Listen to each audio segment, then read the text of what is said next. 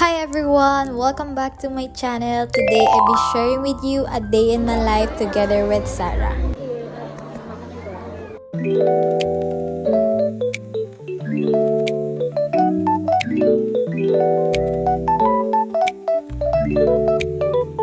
We started our Sunday with church service and mentoring kasi nga Sunday is really for the Lord. And it's always nice to set aside time to grow in faith and spend it with Him. After that, we decided to go out and spend the rest of the day together.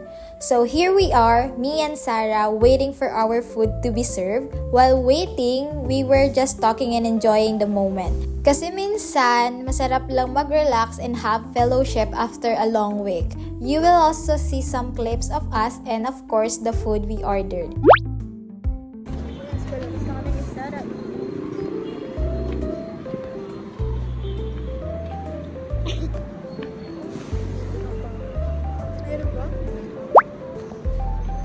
Hi guys, we're at the outside of the Transit.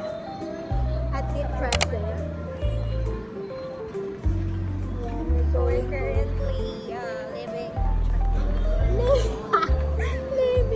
living this place, yeah. We are the living things in the earth, you know. Yeah. that God created. Nagkakasundo ho sa maling English.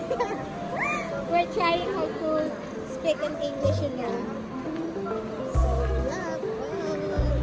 Balitaan na lang namin kayo kung buhay pa kami. Oh, yeah. Tignan mo, dahil sa karangkay doon sa basag, may something blue. Hello? Dito ipapakita ko lang sana yung yung labas ng SM pero Hindi pa ako nakakatikim ng photo mo. Bakit? Kawawa. So, ayan. Dito na kami sa labas. Pinakalabas ng SM. Yeah. Kita nyo na yung the outside of the world. Yeah. So, bye! Bye! See you on our next vlog. Yeah, see you on our next vlog. Just an update to us. What's happening? What happened? Share, click, like, and subscribe. Yes. Bye! that's it for today's vlog. Kahit nakalimutan ko i-video yung Miniso shopping, at least nakuha ni Sarah yung bagong charger niya kasi sinira ng pusa niya. But overall, this vlog is really about spending a day with Sarah. Nagsimula kami sa Sunday service and mentoring kasi Sunday is for the Lord. Pero sana hindi lang Sunday, kundi araw-araw may time tayo with Him.